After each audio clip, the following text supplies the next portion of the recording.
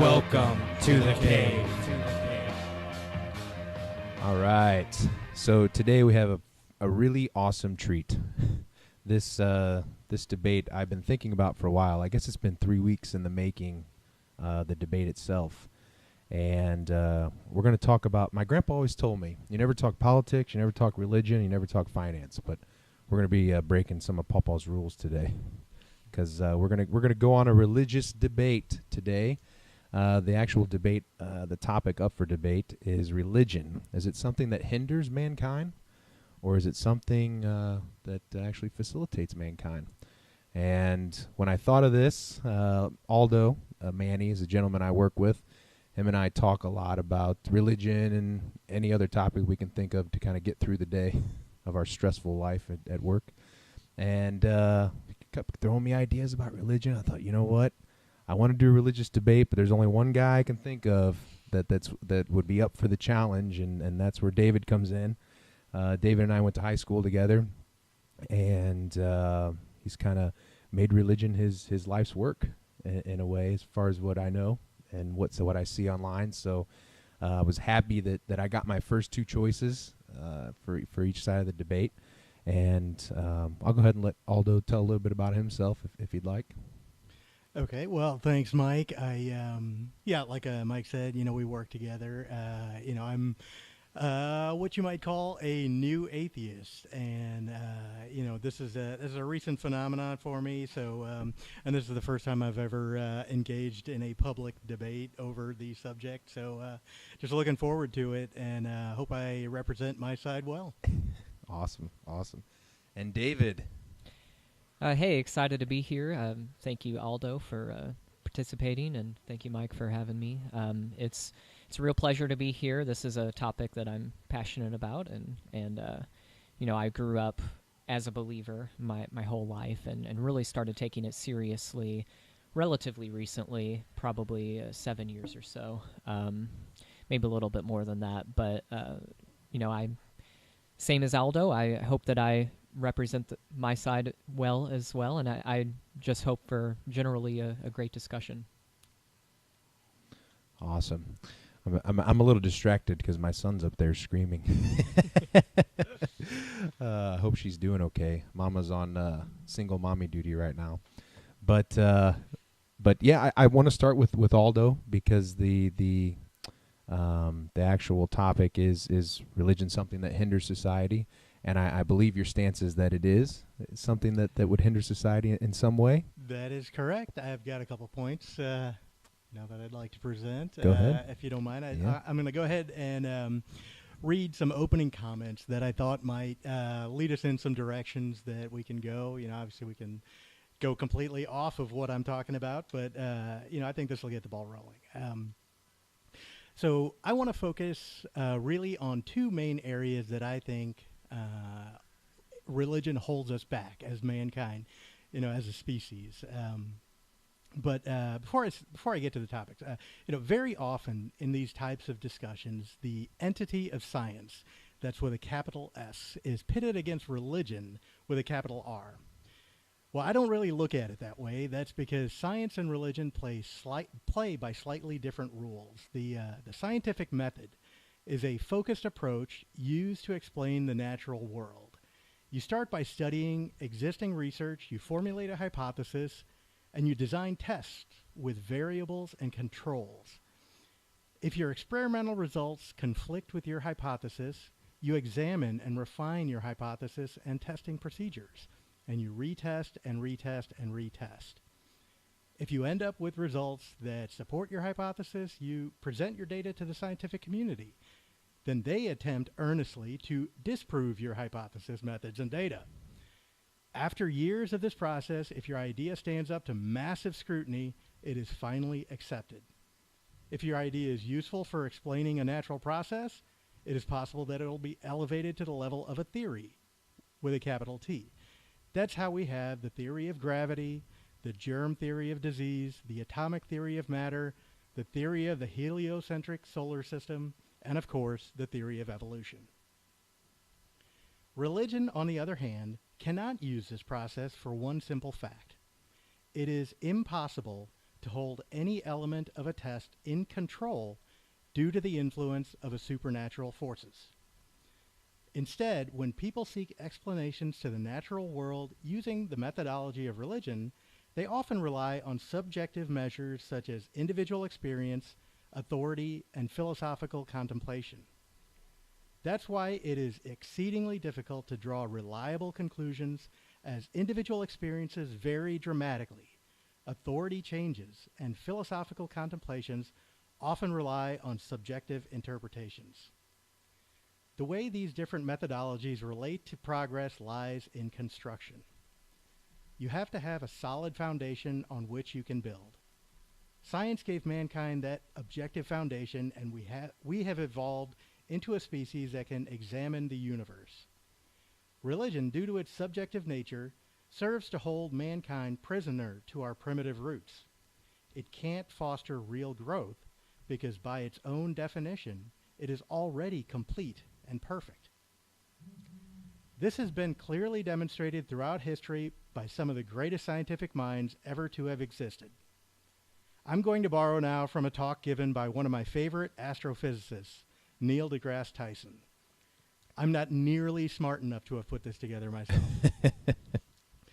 So, circa 150 CE, there was an astronomer named Ptolemy.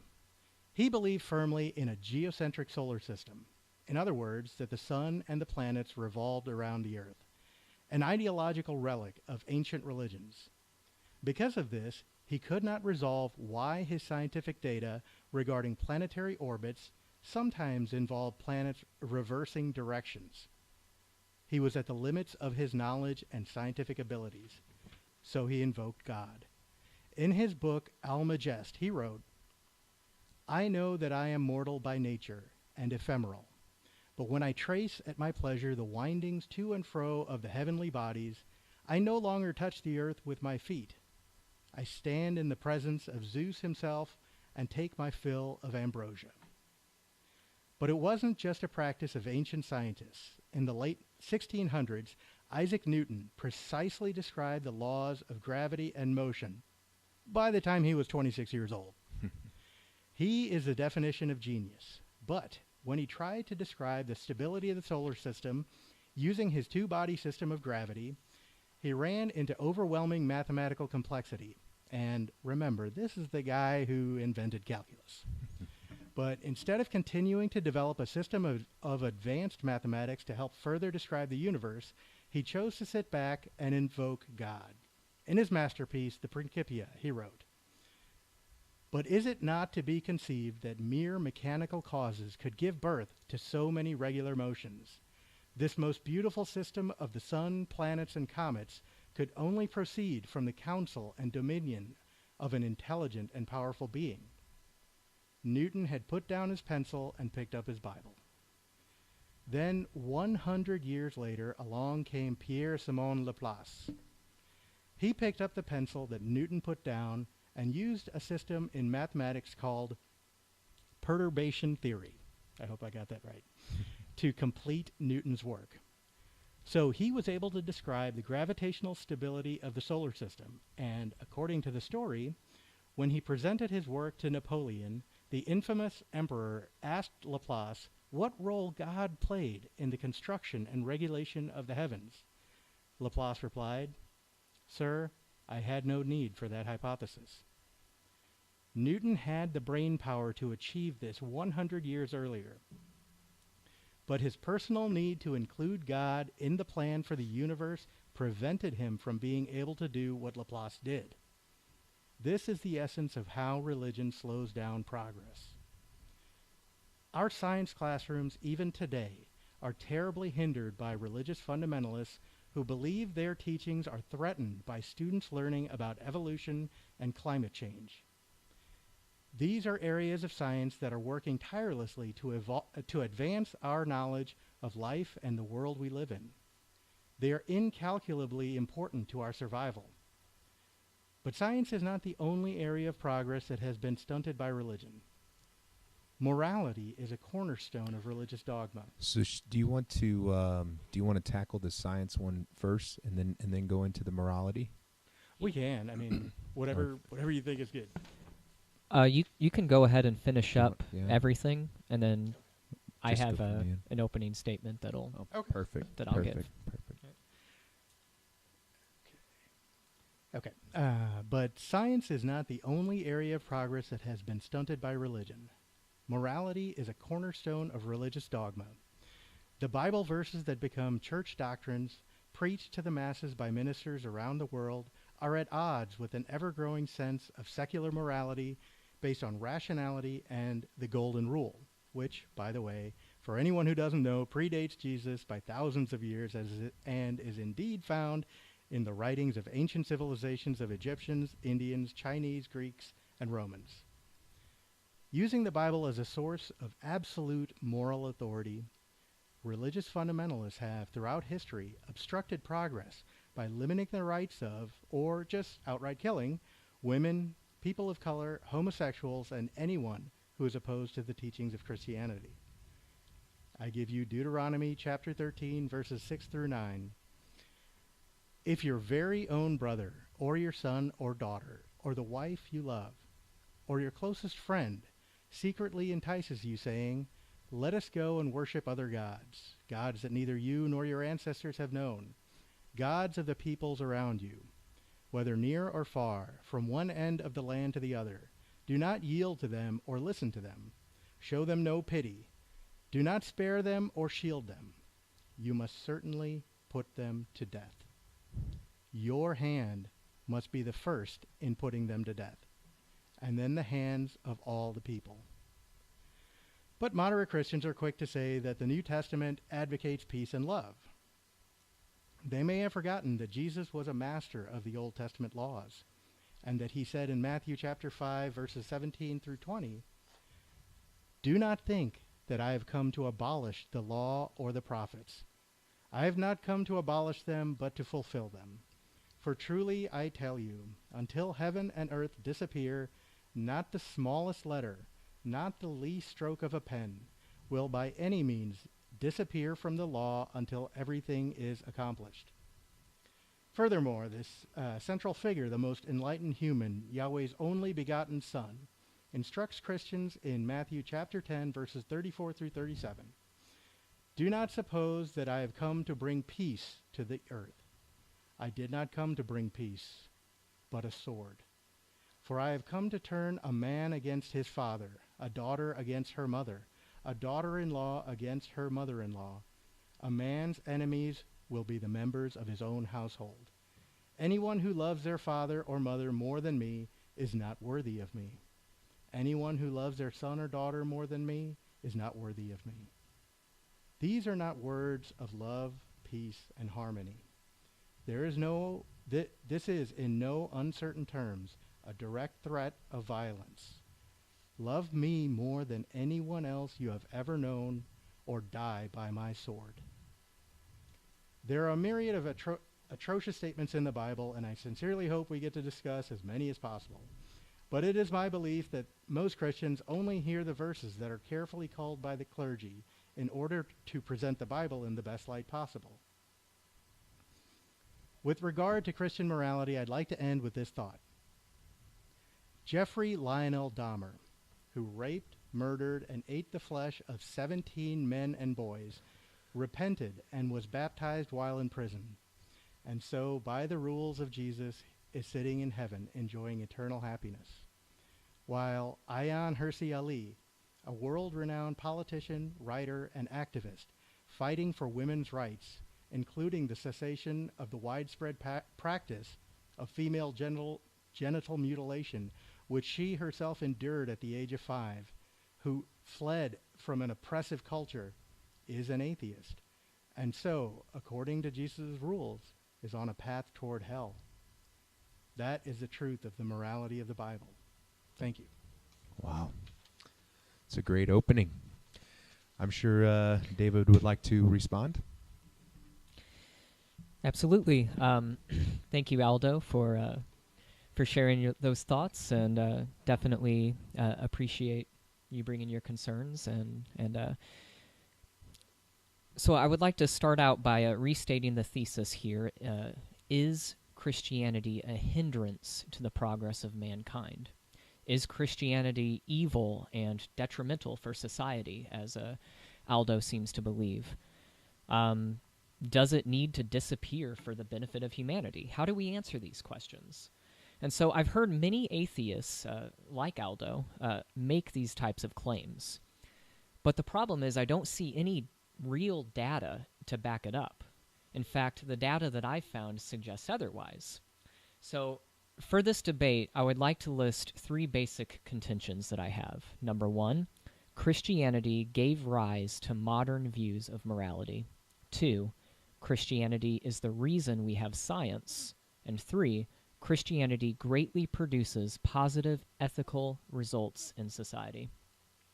So there have been those, like Aldo, who have claimed, there have been those who have claimed to be followers of Christ, who have committed evil acts and claimed to do so for the benefit of Christ and his kingdom. Now, this needs to be addressed for what it is: evil people committing evil acts. The mistake that new atheists make is that they attribute the cause of this evil to Christianity itself, or to religious belief itself in general. But this is an assumption. They often discount other factors that could have really caused this evil.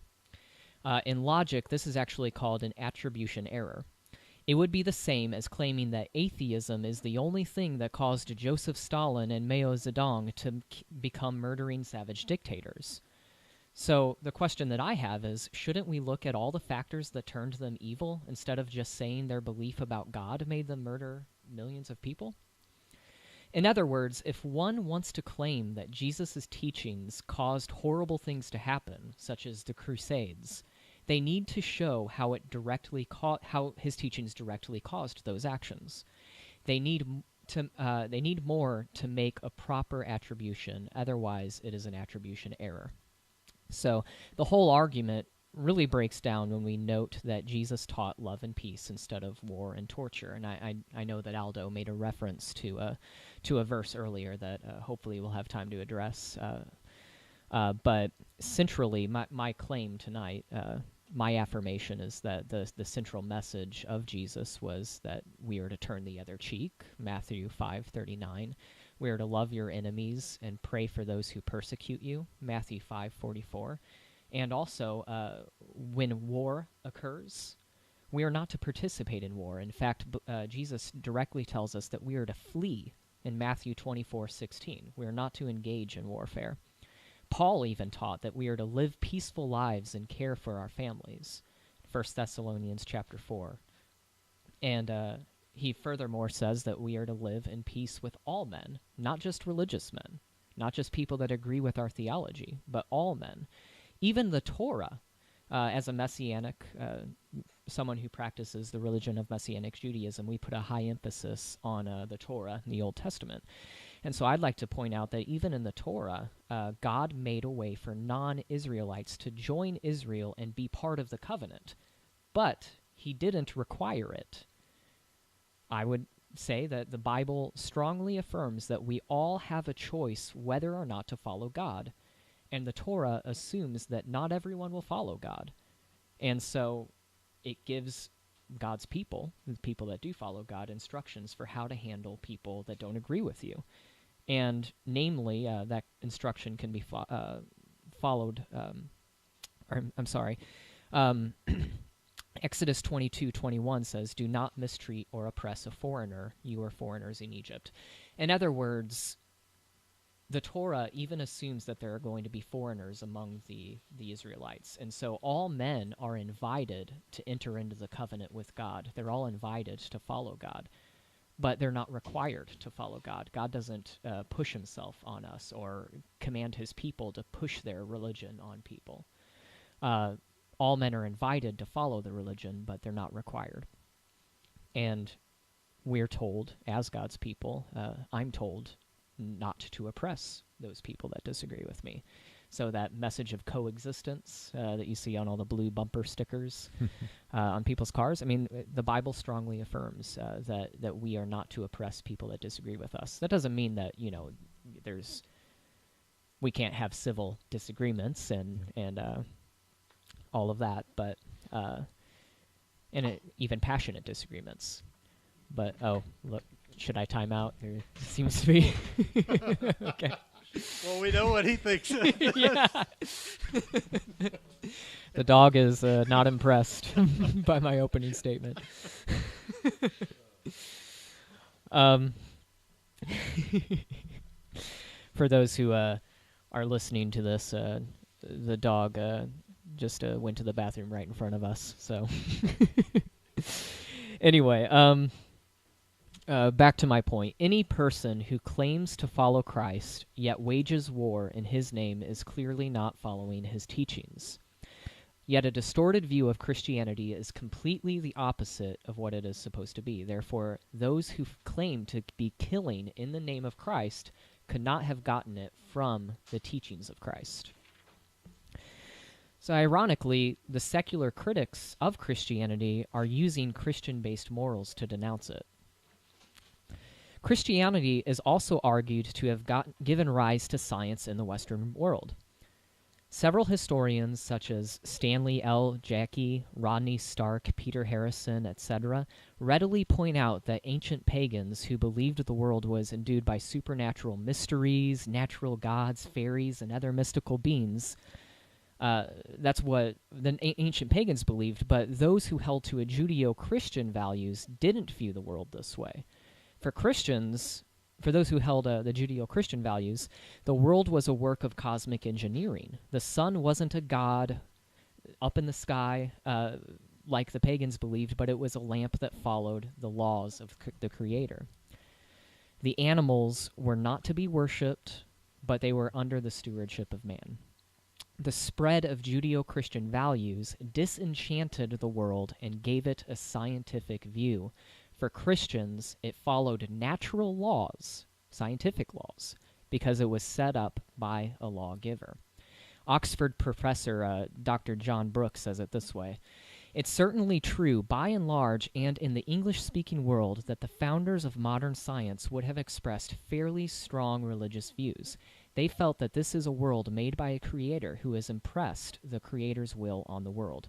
E.O. Wilson, not a Christian, by the way, asked this question. He says, "Why didn't science rise in China, which had far more technology than Europe?" E.O. Wilson concludes, "Of probably even greater importance, Chinese scholars abandoned the idea of a supreme being with personal and creative properties. No rational author of nature existed in their universe. Consequently, the objects they meticulously described did not follow universal principles, but instead operated within particular rules followed by those entities in the cosmic order. In the absence of a compelling need for the notion of general laws, thoughts in the mind of God, so to speak, little or no search was made for them." So Christianity, far from being detrimental on society, has helped to build modern ethics and science. Now, perhaps someone could argue that maybe religion used to play an important role in society, but now religion is detrimental to society and preventing civilization from moving forward, as my opponent tonight was arguing. But scientific research shows the opposite of this idea. Dozens upon dozens of studies show that religion is extremely beneficial and promotes ethical behavior in several different ways. Now, to be fair, there are some studies that show that religion doesn't correlate to any increase in ethical behavior. However, there are far more studies that show that religion increases ethical behavior. And there are also meta-analysis studies, which are the highest and most reliable studies out there. A meta-analysis study combines results from all the studies that have been done on the subject to identify patterns among various results from different studies. They even include studies that show an opposite effect. And after combining all the results into one, the overall effect of every study combined is determined. So, what do the studies say? Is religion beneficial, according to the experts? Well, let's consider this one put out by the American Psychological Association. You can look it up later if you want. It's called Religion, Self-Regulation, and Self-Control: Associations, Explanations, and Implications. And this was in the Psychological Bulletin of 2009. It's volume 135, number 1, pages 69 through 93. And so this study actually looks at various meta-analysis studies done in the Western world where Christianity is most prevalent and Judeo-Christian values are encouraged. Now, here are some of the results they found. Number one, in a meta-analytic review of 147 independent effect sizes that was published in this journal, Smith, McCullough, and Pohl, 2003, found that religiousness was associated with lower rates of depression. 2. Similarly, a 2 decades old meta-analysis concluded that religiousness was positively associated with subjective well-being. A more recent meta-analytic review of data from 49 studies also concluded that positive forms of religious coping, benevolent religious reappraisals of stressors, collaborative religious coping, and active religious surrender were positively associated with scores on measures of positive psychological outcomes, such as satisfaction with life and happiness. Number 3, a meta-analysis of 60 effect sizes revealed that religiousness is associated with lower rates of crime and delinquency, and is even more strongly associated with lower rates of victimless crimes, quote-unquote, such as gambling and drug use. Number 4, indeed, a meta-analysis of 15 studies on the association of religiousness and school achievement in Black and Hispanic American youths found that religiousness was positively associated with grade point average and achievement test scores. Now, this is awesome. They've also found that married religious adults are more likely to stay married. Agreeableness and conscientiousness correlates with religiousness. Religion is tied to decreased levels of psychoticism, and that religiousness was strongly positively associated with being respectful, helpful, responsible, polite, self-disciplined, honoring elders, and enjoying life. I could literally go on and on for this entire debate. 2 more minutes, or 1 more minute. No, you're okay. good. You're good. All right. Psychologist Andrew Sims says, the advantageous effect of religious belief and spirituality on mental and physical health is one of the best-kept secrets in psychiatry and medicine generally. If the findings of the huge volume of research on this topic had gone in the opposite direction, and it had been found that religion damages your mental health, it would have been front-page news in every newspaper in the land. This is from Is Faith Delusional? And this is a quote that I really like. It's from the atheist author Phil Zuckerman. He puts it this way. He says, "There is a lot that I admire and respect about Christianity, and if I had to pick 3 things that I think of when I think of Christianity, I would think of 1, love, 2, peace and nonviolence, and 3, forgiveness.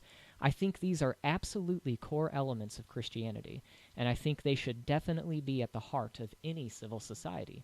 And I absolutely agree that Christianity has contributed much to civilization in terms of moral progress, and there's no question that Christians give more today in terms of charity and volunteering and service than secular Americans." So this is from one of your own, atheist author Phil Zuckerman. And so, in conclusion, it's dumbfounding to me that some new atheists can claim that Christianity is detrimental or evil when it has done so much good and continues to do so much good. Now, there are plenty of non-religious people who do lead perfectly decent lives, all right? I'm not saying that, if you're atheist, you're going to be a horrible person.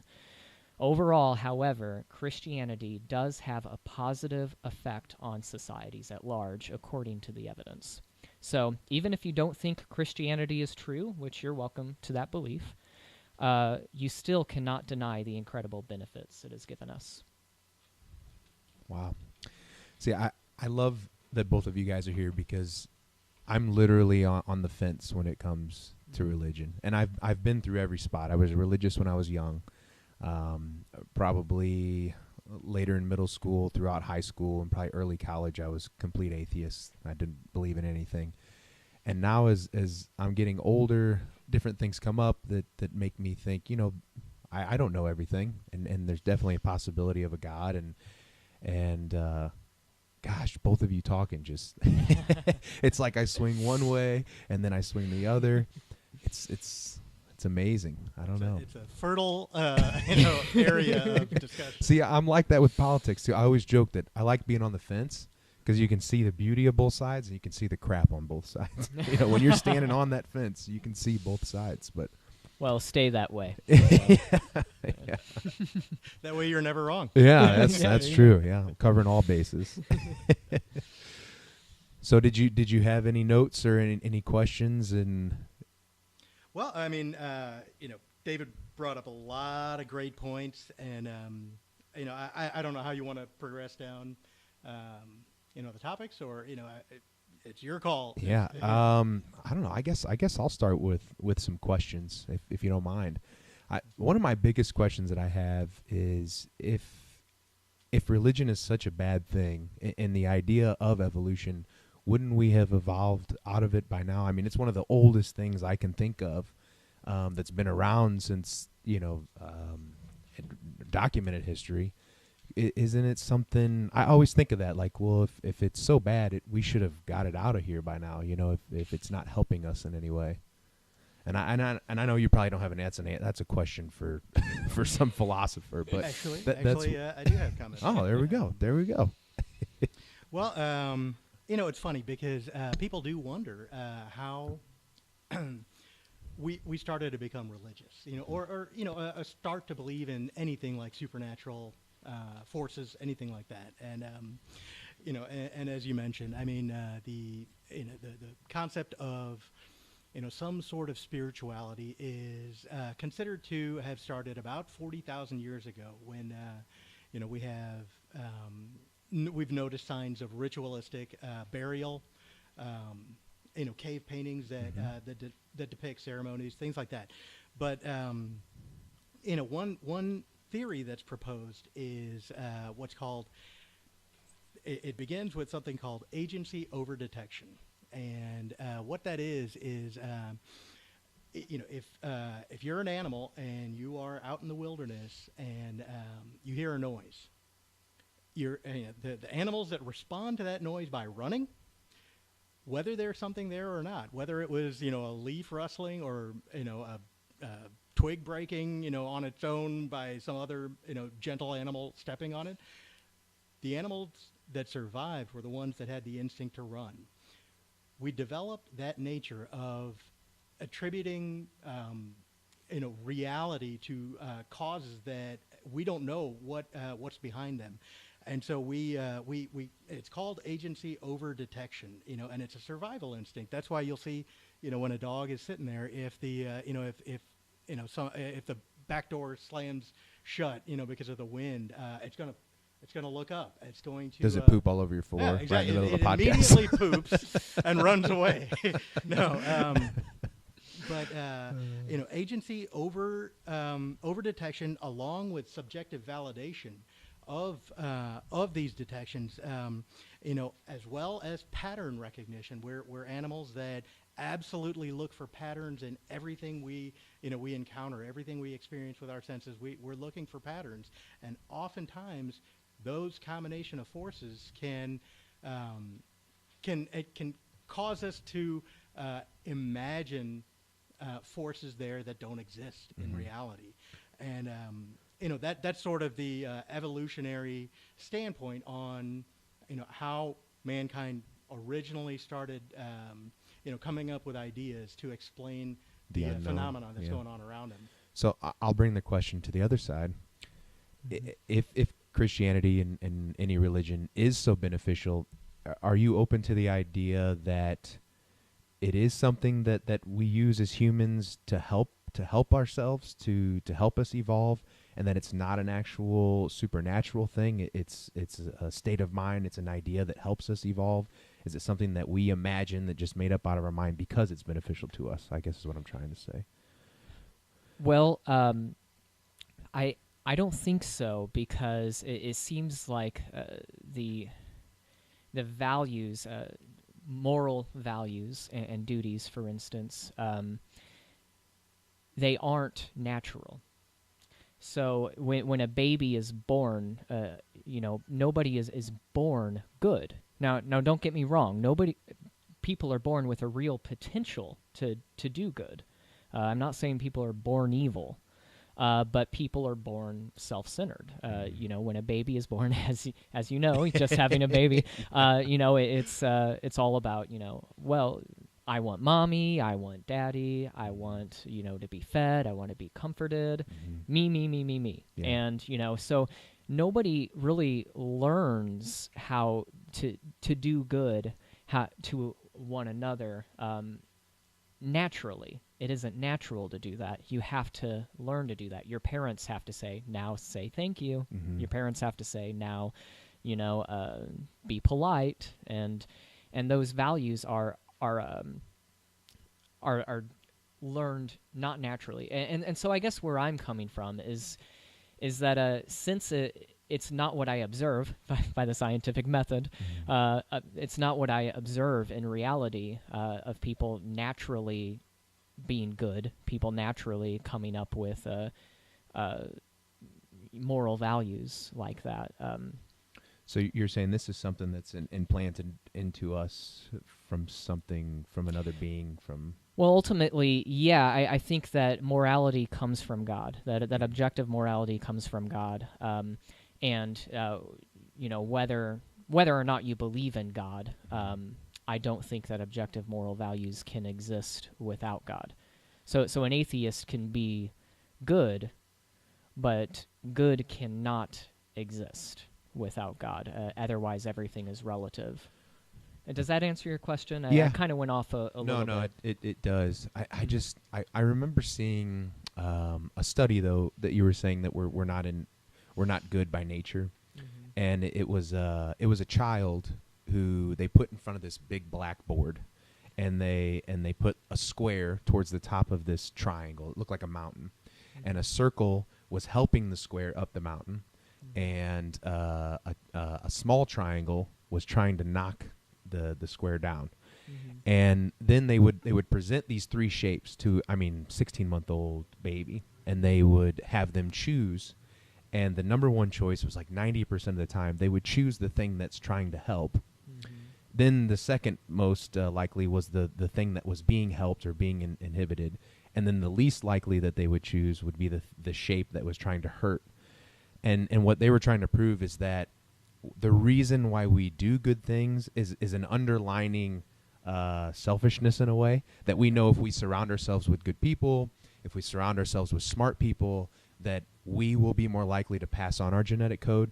And they were saying that we've learned over time that it's not a good idea to go and kill the baby. It's not a good idea to eat your young if you're hungry, because it wouldn't be beneficial for evolution. But that was just one study that I saw, and I don't know. It made me think of that when you were talking about it. That maybe it could be something that's good, could be evolutionary. But like you said, your stance is that it comes from... Well, yeah, I guess I'm not saying that that people can't learn to be good, or that people aren't. I guess when I think of objective morality, I think of morality that is objective, independent of any human feeling. Or any human feeling, yeah. And so there's a philosopher that I like, William Lane Craig. He puts it this way, that morality, that to say that there is objective morality is to say that the Holocaust was wrong, even if the Nazis had won World War II and had either killed or brainwashed everyone into thinking that the Holocaust was good. So even if everyone in the world thought that the Holocaust was good, objective morality says that it's evil. And so I guess you can learn to be good, but I don't know. I kind of, I don't know. I'm just kind of going on here. I'd like to throw a few points in. Yeah, go for it. Okay, so a couple of things that we went over. One of my biggest sticking points is that with objective morality and with specifically, I mean, social behavior of animals in general. I mean, not just humans, but other animals. I mean, even in other primates, lower primates. I mean, they exhibit social. Functionality. They're not all killing each other. They're cooperating and working with each other. They demonstrate tremendous capacity for love, and helping each other as a community. But to take it one step further, or further backward, I guess. According to evolutionists or evolutionary theory, our species, Homo sapiens, has been on the earth for 250,000 years. I mean, some people claim longer, some people claim 200,000 years, but regardless, we existed as a social culture that determined, or through obviously through experience, that it was better to work together. It was better to live in communities and help and support each other rather than kill each other and be completely amoral. And this existed thousands and thousands of years before there was ever a holy book written, any holy book. And to spread it out, over the world, Hinduism existed, prior to Christianity, and they developed a system of morals based on a polytheistic belief, and they have their own spiritual books and everything. But my point is that human beings, animals, we existed. The only way we exist now is that we survived the years without a God imposing dogmatic and in my opinion, sometimes amoral dictates on our societies. So I don't think we would be here today if we didn't have that automatically, well, not automatically, but evolutionarily built into us. And then religion is sort of the blanket that comes on top of that and dictates rules specifically. And I wonder if it. See, I'm kind of torn between. I almost wonder if religion is beneficial to humans, but the whole, God, but God isn't real. Do you know what I mean? Like it exists within us. That's kind of where I'm at right now, where I believe religion is a good thing. I believe it does facilitate us as humans. That's why it's still around. It's an evolutionary trait within us. It's really hard for me to think of a creator. And then that's even changed over time as, I start reading things about simulation theory. There's a lot of actual concrete proof and theories out there that this really is a simulation, and holographic universe. Yeah, it's like a holographic universe, and that could be created by a creator. And when I see things like that helps me think, oh, okay, there is possibility. It doesn't make me go outside of the realm of physics, like our actual physics that we understand. So, gosh, I always get so torn, and even talking about it, I'll flip flop 17 times, So did I just win the debate then?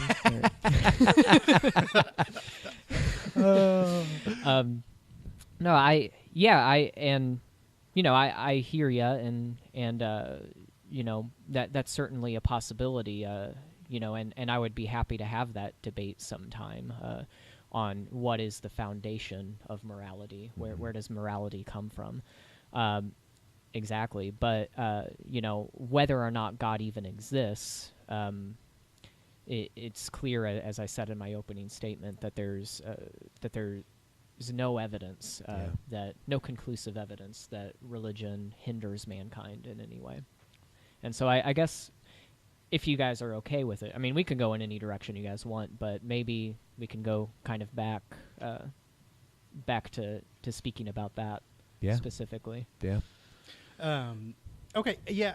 The first topic that I had brought up was specifically about education, and this is and I mean this is kind of one that hits home for me, because I spent a lot of my life in the pursuit of science. I was in medical school briefly, but I've always loved science. I've recently become more enamored with physics, and astronomy. But one thing that that really is concerning to me, and I mean, it's not a point to win a debate or anything. I mean, it's a legitimate concern of mine. I've been following the former director now of the National Center for Science Education, Eugenie Scott, and she was a director there for over 20 years, and she fought tooth and nail with religious fundamentalists over the teaching of evolution in the science classrooms. And I have a fun little exercise if you guys want to take part here in just a second. But and it's sad that she has to fight this fight because, well, first of all, I mean, the Supreme Court, well, I mean, you want to take it even further back, that our founding fathers, who were, very rational thinkers, they had the foresight to specifically separate religion, all religions and government. And, I think that was a very wise thing because we see the effects of it in other cultures, other countries. So then we have in I believe it was 1938 the Scopes monkey trial, which in that case evolution lost in the courts, but won in public opinion because it seemed amazing to the community as a whole, as well as the rest of the world who was watching, that a scientifically based theory that had at that point even a significant amount of evidence to back it was not allowed to be taught in a science classroom in America. Then fast forward to about 1968, where evolution started to be more widely accepted and taught in science curriculum. We started building this foundation, but there have been a slew of court cases still in the U.S.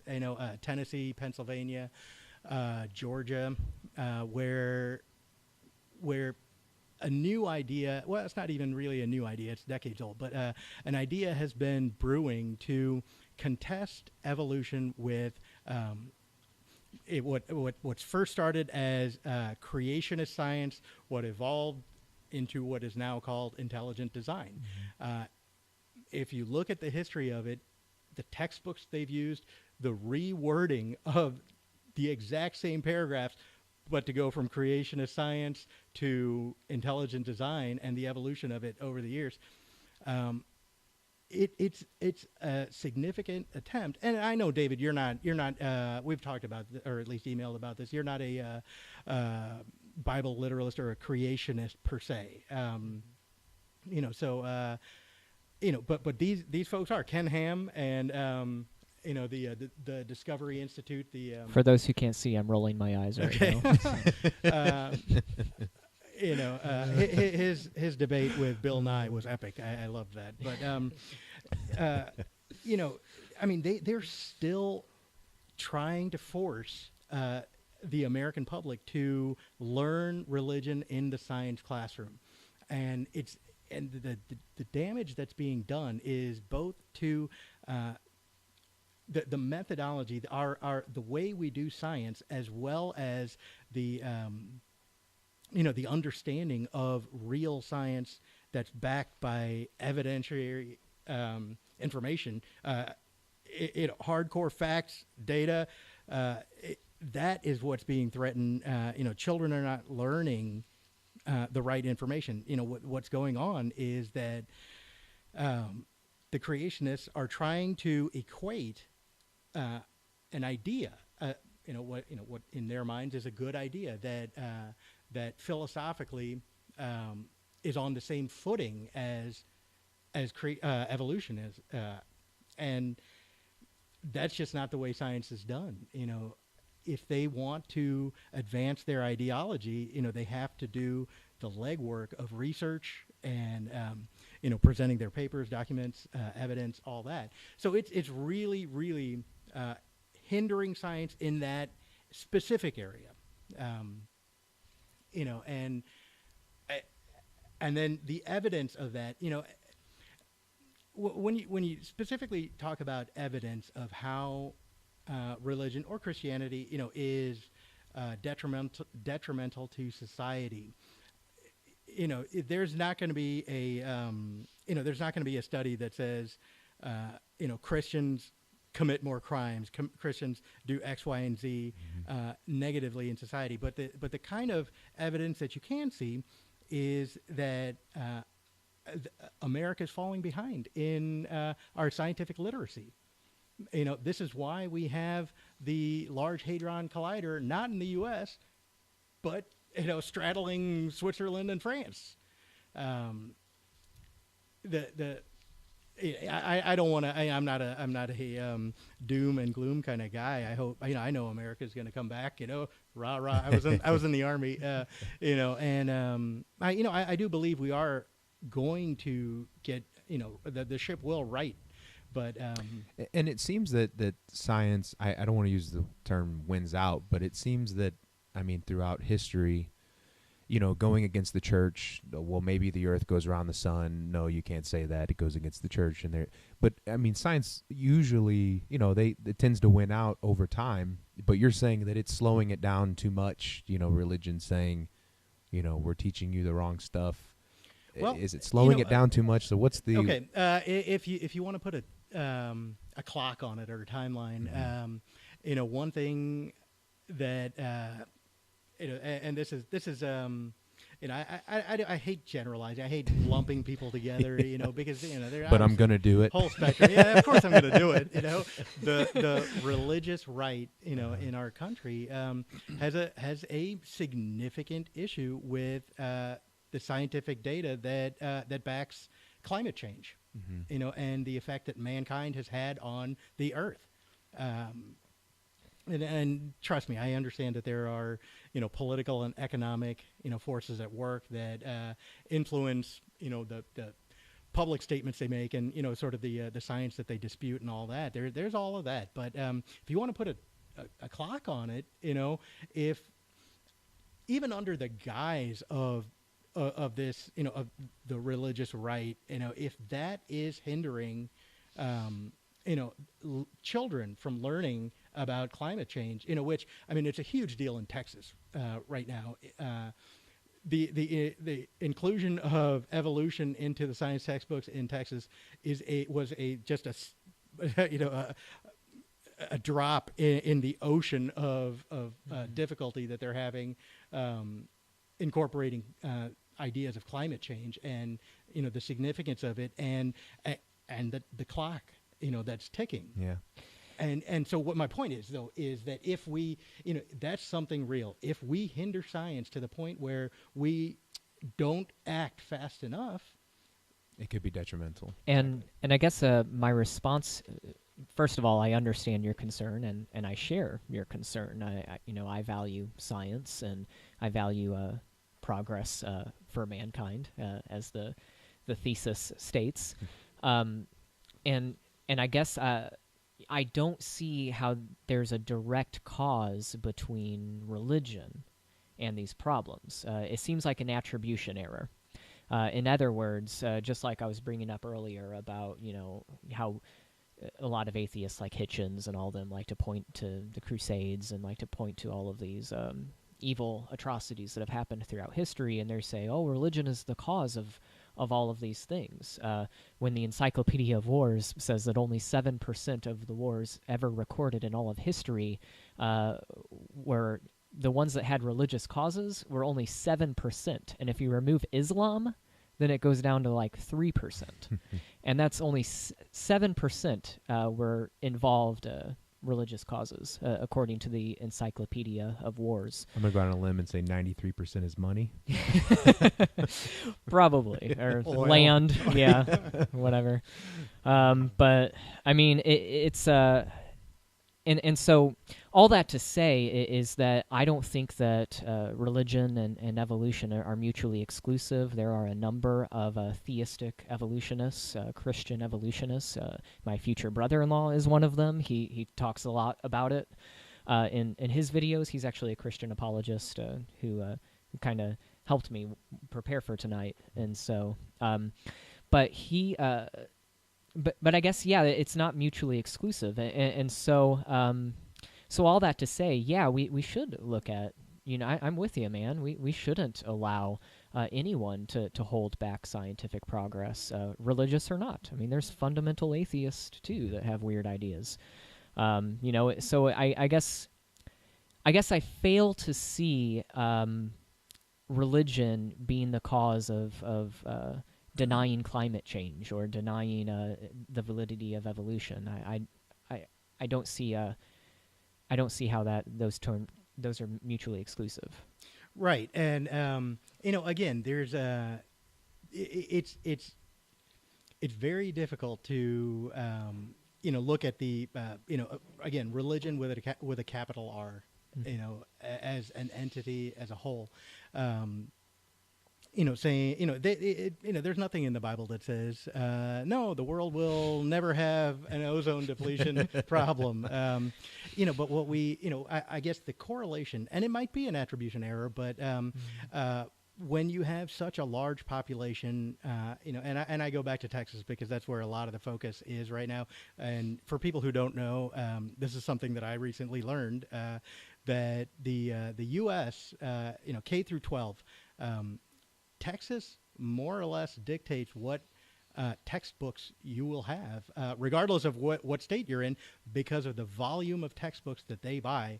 Publishers publish what Texas wants in textbooks. That makes sense. And so, the issue is that it's people who are moved by their own particular faith that are in opposition to things like teaching evolution in school. Yeah, and I would just say that they are opposed to religion in that case. If they're in opposition to scientific progress, then they're opposed to religion and the God who designed the physical universe. And if evolution is true, he designed evolution. And I think that if evolution is true, then it's evidence that God exists, because it's such a amazing theory. But so all that to say is, as a theist, as someone who believes in God, I'm free to go wherever the evidence leads. I don't feel as my religious beliefs hold me back in any way. Maybe I'll find out that climate change and evolution are true, and I guess I don't see. Well, and this is where I wish you were a hardcore fundamentalist. It's much easier to argue. Well, yeah, then we would go on all kinds of rabbit trails. Yeah, we could all argue. Oh man. Well, I just wish I was smart enough to talk with you guys, to be honest. And just to throw something out there, if this is a specific question for you, David. I recently came across this passage in the Bible, and I haven't written down the. I could find it, but I haven't really written it down where it's accessible. When we talk about again, going back to the morality within the Bible, and I don't know if we want to continue speaking about education or not, but this just occurred to me, so I wanted to throw it out there. One story that I'm utterly perplexed about is the story of Jesus and the fig tree, where Jesus approaches the fig tree because he's hungry. It's clearly written in the passage that it's not the season in which this fig tree would bear fruit. He sees the fig tree; it's not bearing fruit, so he utterly destroys it. First, it's arbitrary to destroy a tree. That's just against any kind of morality. But what do you take as the message there? If we can find, if you can explain what the morality is there, because it's clearly, it was written in the Bible. There's so many, scriptures and books all that were thrown out that never got included in the Bible. Mm-hmm. This passage was included. Mm-hmm. So what sense of morality does that bestow on you? Obviously you know what passage I'm talking about. Sure. Yeah. Okay, yeah. sure. Well, it says that he cursed the fig tree, and so a lot of the Bible is very metaphorical. It's very it's not just a book of history. It's also a book of tradition. It's a book of spiritual edification and lessons. A lot of the books, like especially like with the book of Job, I mean, it was highly metaphorical, and not that I do believe that a person named Job existed in the world. I did his conversations that he had with all of his friends happen exactly the way that are recorded in the Bible, in the exact stanza and poetry in the Hebrew that it occurs. I find that a little unlikely. But the nature, we got to understand that the book of Job and books like it are oral tradition that is passed down from generation to generation, and oral tradition is it's metaphorical and poetic by nature to make it easier to remember and as they pass it down. And so, okay, kind of going on a rabbit trail here. So back to the parable or the story of Jesus cursing the fig tree. In the same way, there are things that happen. There's things that Jesus does throughout the Gospels that are meant to teach spiritual lessons, not meant to teach theology, not meant to teach morality per se, but meant to give a message. Maybe it's a prophetic message. Maybe it's just some kind of spiritual message. All the different types of parables. The book of Hebrews is a homily, and so the fig tree. The message that I kind of see in the fig tree is that we're called as believers to produce fruit, and you can read about this in Galatians chapter 3 about what that means to produce fruit as a believer: love, joy, peace, patience, kindness, gentleness, self-control. Hope I got all those, but those are attributes, and they're character attributes that we as believers in the Bible, followers of Jesus, should have.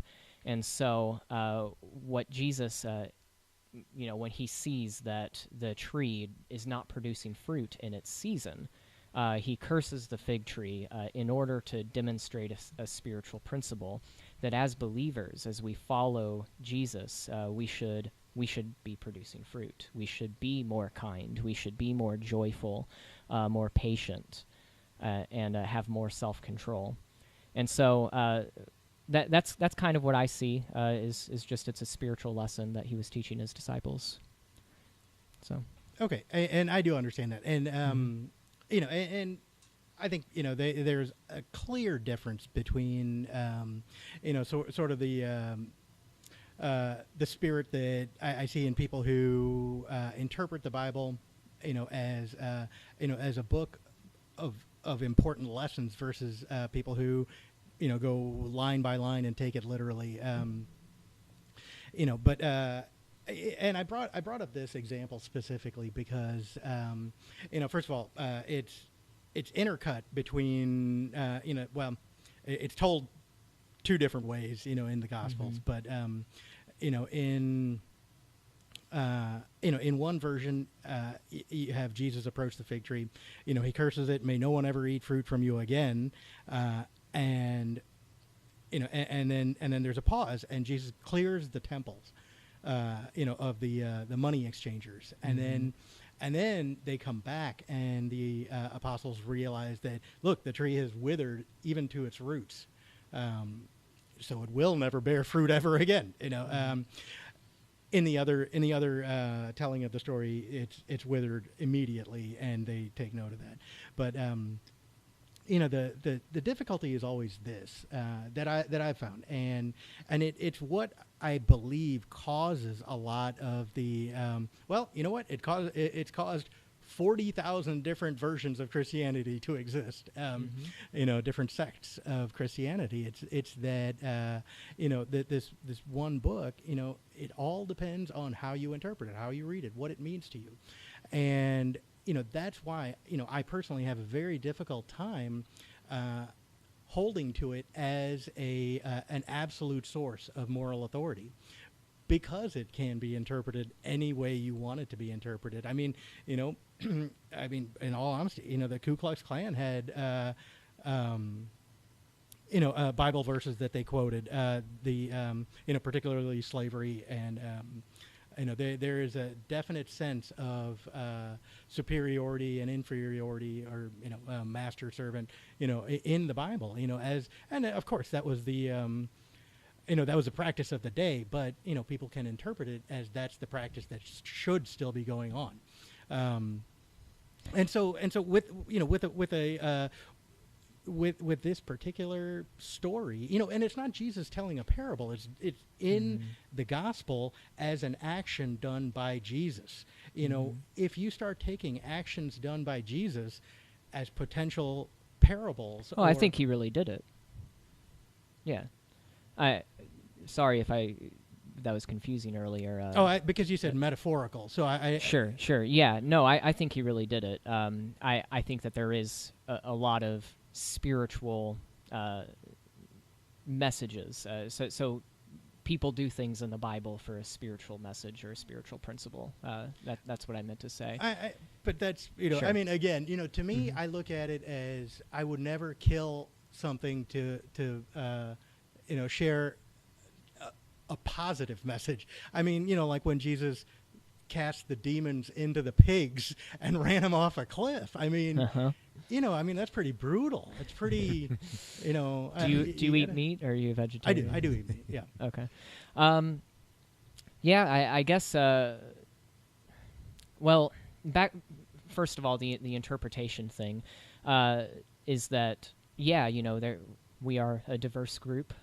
Christianity is a very diverse group, and that's a tradition that goes back thousands of years. The Jews in the first century, there are 26 sects of Judaism that we know about in the first century, and I think that the Bible allows for that. The Bible it does allow for varying interpretations, and that's in Jewish tradition especially. You read the Talmud and the later the Mishnah and the later rabbinic writings. I mean, they all disagreed with each other on everything, but that was part of the tradition. It's just part of the way it was. But they were all Jewish. They're all Jewish, and so I don't think that, for me as a Christian, that doesn't present a problem of the Bible's authority just because somebody interprets it differently than I do.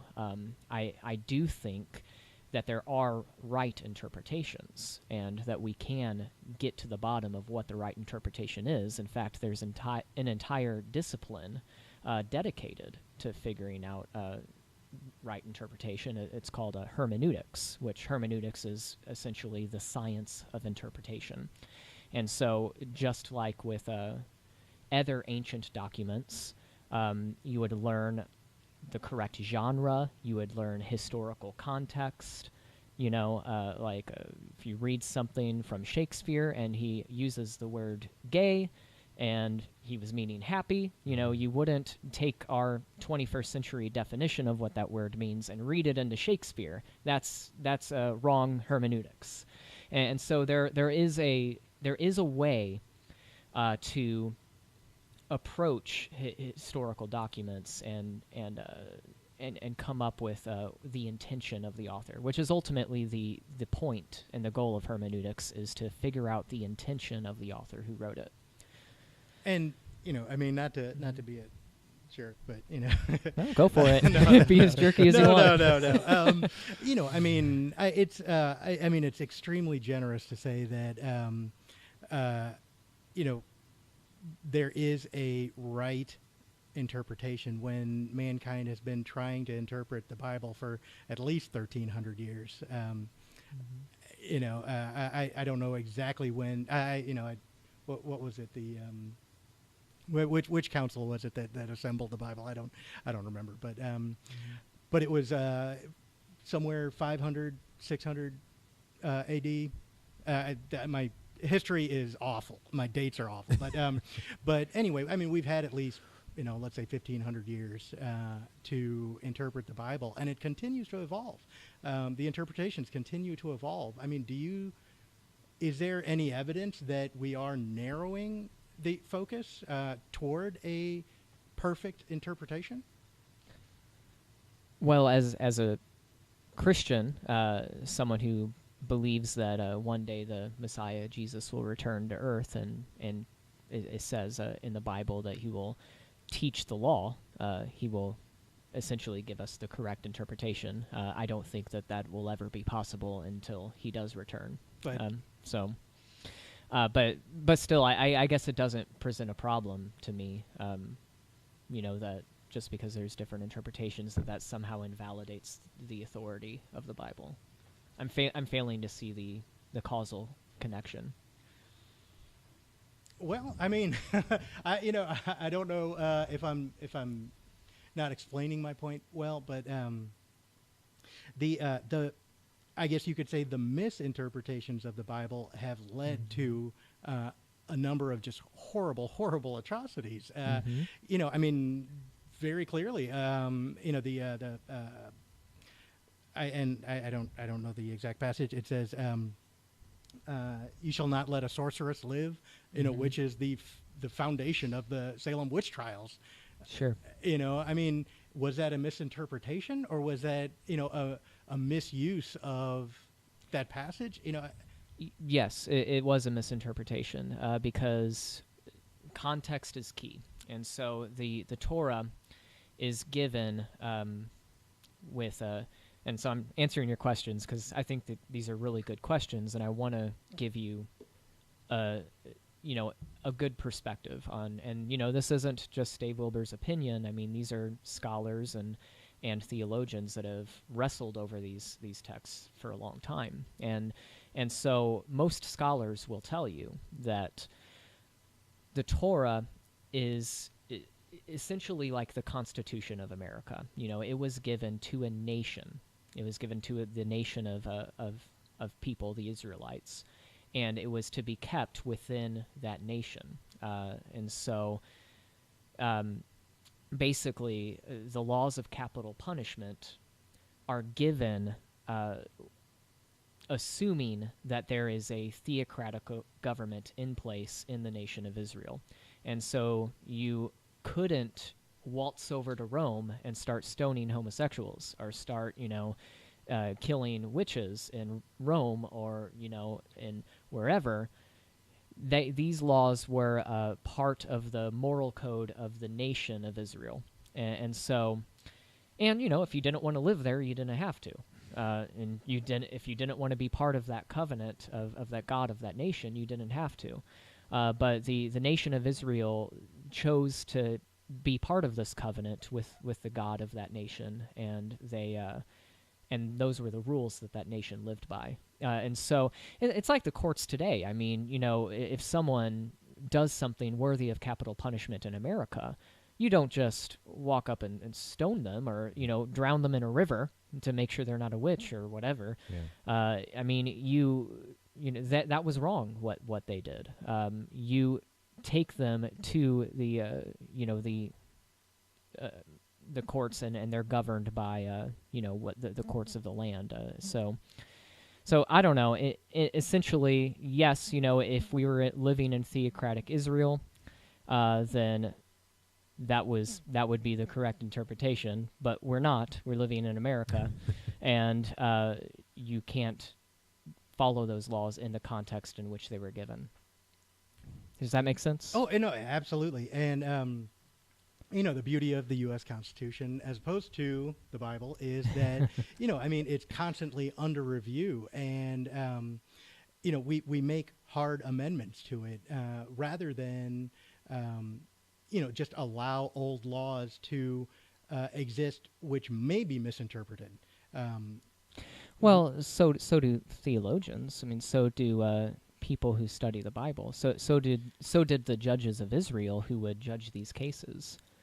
And so I think people kind of have this misconception, I believe, about these ancient people called the Israelites. They kind of look at them as these primitive, fundamentalist, Westboro Baptist Church Christians, but uh, they really weren't. I mean, they judged cases. There was a whole there were a whole leadership board, if you will, of Israel. These people called judges that would judge each case individual. They would weigh all the evidence and basically they would make decisions based on that. In fact, according to rabbinic tradition, they say that if if they had to follow through with capital punishment more than 2 times a year, I believe this is in the Mishnah. I could find an exact reference for you. But if they've committed, or if they followed through with a capital punishment ruling more than 2 times a year, then they considered themselves a savage nation. It was very looked down upon to follow through with capital punishment. So even according to Jewish tradition, we see that capital punishment was something taken very seriously. It wasn't just a bunch of people going stone crazy. I don't even know what that means, but throwing stones all over the place. So it was taken very seriously. So go ahead. And I don't want to sit here and harp on the same old stuff, but I think people have the impression of the Old Testament that they do because there are just an overwhelming number of let's just say the body count is very, very high in the Old Testament. And when you were talking about court proceedings and everything, it just suddenly popped into my mind the story of and I'll slaughter this name, but Uzzah, who he and his brother, I believe, were in charge of carrying the Ark of the Covenant, and it was about to tip over, and he reached out to stabilize it, and because he touched it, God struck him dead right there. It's things like that where I understand what you're saying. What you're saying is a great message. If the Bible was actually like that, oh man, what a great place it would be. But it's not. We see, and I could. Well, how many people were, those are only the things that are recorded in the Bible. I mean, I guess what I'm trying to say is that there are exceptions to the rule. And so what I'm giving you is the rule. The biblical rule of thumb is according to scholars, is that's how this nation operated. And certainly there are exceptions. Certainly you do have cases of capital punishment in the Torah, only one that I can think of. But it wasn't. So yeah, there are definitely plenty of things that that theologians and people that study the text, they have to wrestle with, and it's worthy. And the questions that you're asking are good ones. Don't get me wrong. I think that more Christians should ask those questions and dig into these texts and really take their faith seriously by studying it and wrestling with these. But I guess I just don't see, again, I don't see a causal connection. I don't see any way how this leads to a detriment to society. And at most, maybe these stories in the Bible are evidence of, I can even grant that. Maybe these stories are evidence that, the morality is insufficient in the Bible, but all the Christian theist would have to do at that point is give up biblical inerrancy. And they would just have to say, well, not everything in the Old Testament is, totally authoritative and God-breathed, but that doesn't mean that religion is wrong, or even that Christian religion is wrong, or even religion based on the Bible is wrong. It just means that the Bible isn't inerrant. And so back to the original topic, these are good questions. These are questions for a debate on, is the Bible authoritative?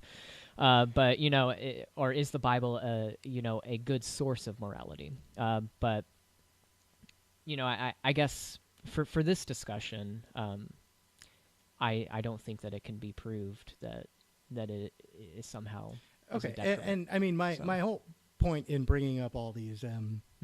passages and everything, is that when it comes to morality, the only thing that we can quantify in terms of a basis or foundation or source within religion or Christianity is the Bible. I mean, because if you want to say that Christian morals are just divinely inspired individually, I mean, I'll never be able to debate you on that. I mean, I don't know what God's saying to you in your head, or to Mike or anybody else. And when all I we say, have is the Bible. And when I say inerrancy, I don't mean not true.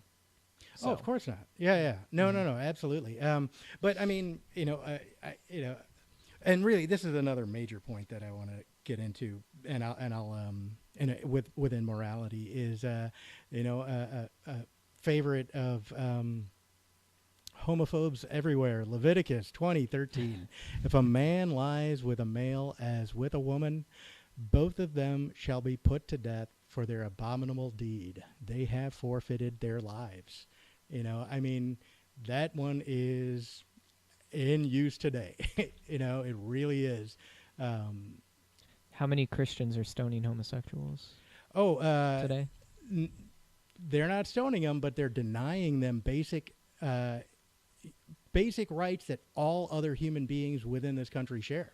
Mm-hmm. And to deny someone quality of life, is tantamount to denying them any reason to live.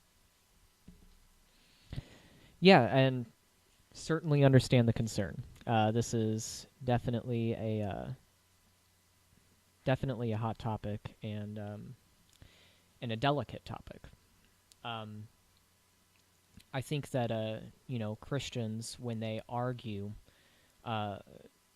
for traditional marriage, quote unquote,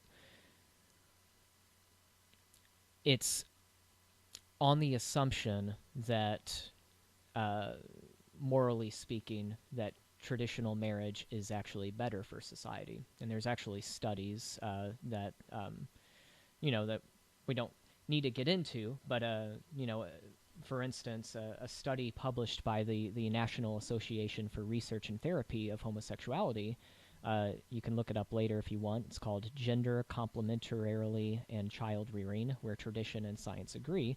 It actually goes on to show how a traditional family is better for children. And so, in that case, the Christian theist would argue that, hey, we're actually trying to make society better by standing up for our values. We're not trying to make it worse.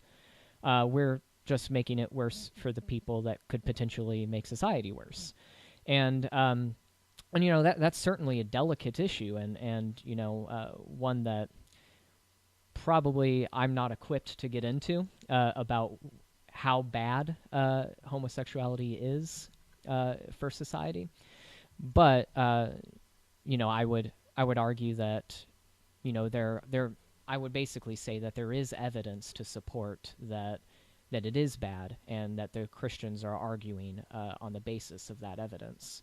And so it's not that denying homosexuals the right to get married and raise children is somehow hurting society in any way. It's actually, on the Christian view, it would actually be making society better. And that I could see, I could agree with that if, I guess you would have to take on the belief that someone's choosing to be a homosexual. Because to me, if someone doesn't have the choice, which that would be my belief, that someone doesn't have the choice to be a homosexual, then what are they supposed to do? Like it's not their fault, that this is how their feelings, this is the chemicals that react in them, and this is the way they feel. So, yeah, maybe a study says that homosexual parents don't raise children. I don't know exactly what the study said, but don't raise children to the full potential that a man and a woman would. But then can you say, well, then they can't get married just because, I don't know. That is a tough one. It is. It is a touchy one. It's controversial. Yeah. But yeah, I mean, I mean, I really, okay, I mean, the number of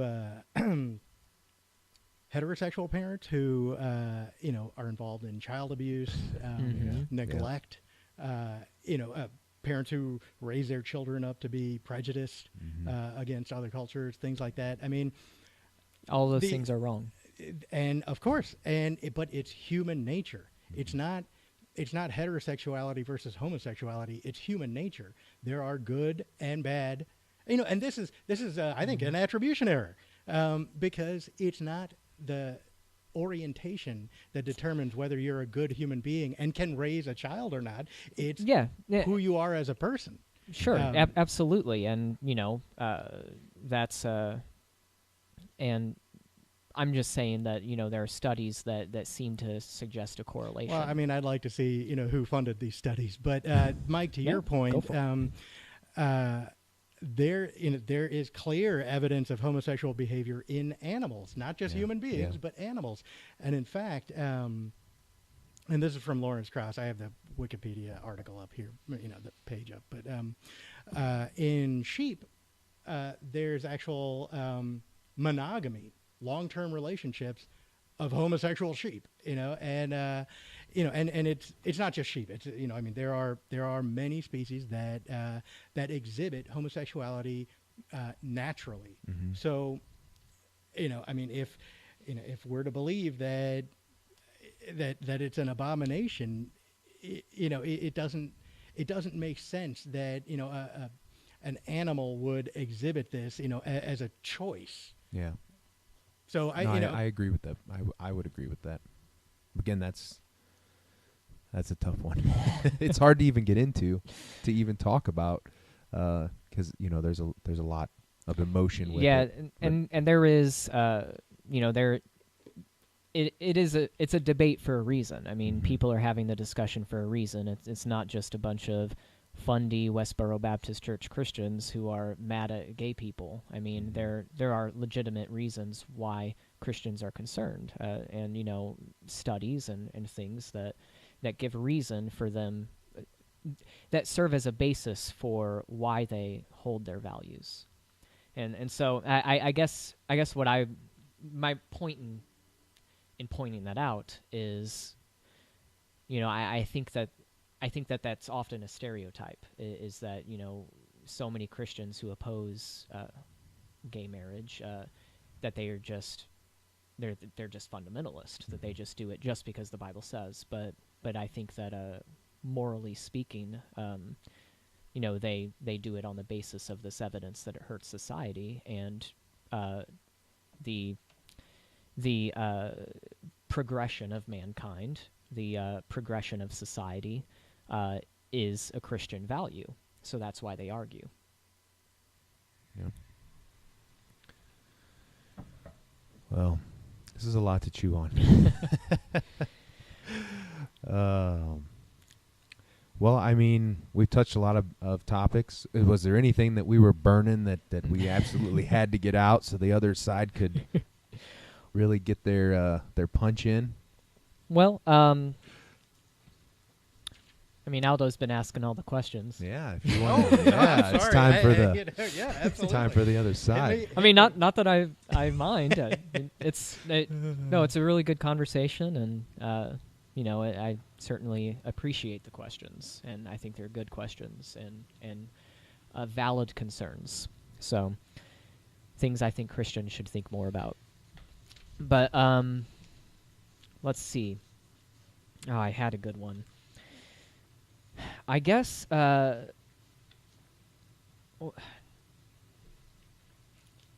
you tell me, can you elaborate more? Like what is your best argument for believing that religion is the cause of war, or religion is the cause of immorality, or religion is the cause of slowing mankind down, more generally speaking? Well, I mean, it's basically the the groups that have chosen to use biblical passages or their own religious experiences and what they've internalized about their interpretations of what God wants this world to be like. It's these people who who slow down the progress of science in the classrooms. It's I mean, even back to my example with Newton and Laplace. I mean, if we're so easily So how, I guess, what is their religion? How is their religion the cause of that? Because you're attributing, you pull out these anecdotal evidence. I don't know how to say that, but you're giving these examples. But I guess how does religion, the religion with a capital R? I think I know where you're coming from. I think what he's saying is that religion is just a thing. It's just a tool. Mm-hmm. And that there's people out there that use this tool for wrongdoing. That they have an agenda, that it might not be the actual religion, but their agenda is helped along by using religion to make people think a certain way to help. I mean, is that where you're the general idea of? Absolutely, but I agree with you. But I mean, it's it can be overgeneralized, and the effect of it can be seen as, oh, okay, then it's just this group of 5 people who are kind of crazy, but it's not. Yeah, it's not. Our country is dominated by the Christian faith. I mean, dominated because, I mean, it's on our money, Mm-hmm. I mean, it is ever present. And, people associate themselves with that. And so, to be a part of that community, which they grew up in, which they, I mean, that's their social circle. That's their, that's their tie to, the outside world. That's, there's a filter over, sort of the ears of these people. And, it's Christianity. Everything they interpret from the outside world goes through this Christian filter, and then they process it in their mind. And then, that's why you have groups who, there may be studies that, I'd love to see them, but there may be studies that, homosexuals are not as great parents as heterosexuals. I don't know how we'd know because they haven't been able to get married. But, there may be studies, but I guarantee you, I maybe it's just I lived in Texas too long, but, my and I don't want to out anybody, not homosexual wise, but like theologically, but people who are very close to me in Texas, I ask them, so why are you opposed to gay marriage? Because it's in the Bible. Mm-hmm. Yeah, and I guess I kind of have to press you on this because I still don't feel like you really answered the question or showed some kind of causal relation between religion and all the problems in the world, okay. Which you try to blame on religion. Because everybody that you've blamed so far is just people that are opposed to Christian values. But it's people who have these values that but they're opposed to Christian values. Oh, okay. Well, let me give you one. Have you ever heard of the Armageddon lobby? I don't think so. Okay, it is a major sect of the Republican, the GOP. They're a major lobby, and they're, let me see if I can find it, because there's an actual name for it. I emailed it to myself. Okay. The dispensationalist Christian Zionists, often described as the Armageddon Lobby, make up the largest voting bloc in the Republican Party and have become a mainstay in U.S. politics. Their agenda to bring about the end of the world by no seriously by affirming the state of Israel and causing a war between basically starting a war with Iran, because that's on the list, on their checklist of events that need to happen in order for the end of the world to come about. Okay. Wow. So they're wrong. How does See, I that mean, make? How does that make religion see, the cause of? Their basis is in religion, and it's what I'm saying is, you can say each and every one of these groups of individuals, all these groups that I've named, they're all wrong. Uh-huh. Well, so who's right? Well, who's the ones right? the ones that follow the teachings of Christ. But who are they? The ones that are against war, the ones that are that turn the other cheek, that pray for those that persecute them. Right, but the ones that don't engage in war, don't participate in trying to cause war. Those are values of Christ that he taught. So those are the ones that. Okay, and I was in the Army, and I went to war, and I remember the brigade, it was the brigade general, brigade commander. He, and it's a famously quoted line. It's probably, I even back then I was like, this doesn't sound right that it's being used in this context. But it's from the Sermon on the Mount. Blessed are the peacekeepers. Mm-hmm. That's what American military soldiers hear before they go to war to kill people. Blessed are the peacekeepers. Blessed are the peacemakers. Peacemakers. Sorry. Yeah. Yeah. I mean, that's, we were technically on a peacekeeping mission, and but that's what you hear. That's what you hear, that Christianity sanctions you going to another country and killing people in the name of our, the American Holy Empire, if you want to say, Yeah. Yeah, and, I don't know, I think that despite our far different conclusions, I think that we would share a lot of common ground in our concerns. I guess my struggle is that you're blaming this on Christianity. You're blaming these horrible things that people do and they've done, things that you disagree with. You're blaming that on Christianity itself, but I've already, explained that they don't keep Christ's teachings, that you would need to show a direct connection between something in the Bible to something wrong that people are doing. And so the blessed be the peacemakers, that's not a verse that's used for war. That's a quote from one of the Psalms. it's about exactly. But the problem is, though, that what I used to say. As I transitioned out of Christianity, I was a Christian for a long time, but I used to say the problem with Christianity is the Christians, and that's really at the heart of our disagreement here. Is that actually I would agree with you on that. No, exactly. It's but the problem is separating the two because of and again we're not going to. We don't have a lifetime to sit here and discuss whether God exists or not. But, in my humble opinion, if, and I guess I stacked all my cards on the fact that Christians get their morals and teachings and, code of ethics and behavior and all of that from the Bible. And,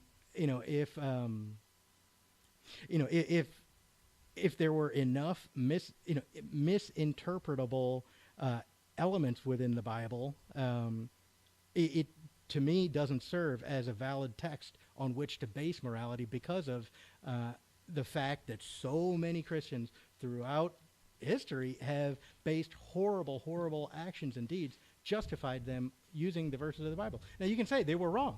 Of course they were wrong, but then I fail to see how anybody can be right.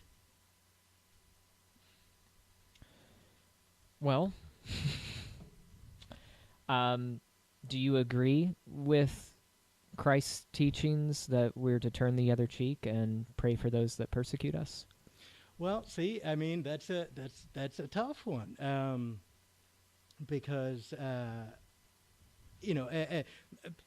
ideologically, as I mean, if you want to speak, like peace and love and harmony, great. But if there's an intruder in my home and he's going to kill my wife, I'm not married. Well, yeah, ladies. there's exceptions. Well, see, but that's the problem. That you can't use the Bible as a code of ethics. I mean, even turn the other cheek, because there are exceptions. There are tons of exceptions. That's Yeah, not but the the only Bible one. the Bible talks about the exceptions too. I mean, have you studied the Bible? I have not. I've not read the Bible, the entire Bible. Okay. I've only meandered in and out. It used to be, to find passages that, I found comforting. Now it's more to find passages that reaffirm why I left Christianity. Well, you should study it, man. And listen to some of the scholars and the theologians that have been wrestling with these texts for years, and I think you'll find that the consensus among biblical scholars would greatly affirm many of the concerns that you yourself share. And so, like just finding random verses out of context and using it, which atheists do it, but also fundy Christians do it as well. But that's wrong. I would highly encourage you to really study it in context and glean from the people that have wrestled with these and that have studied hermeneutics and that are textual critics and can tell you the most accurate interpretation, if you will. I mean, it seems like that's the crux of your. Since you just said, I mean, that seems to be the crux of your struggle with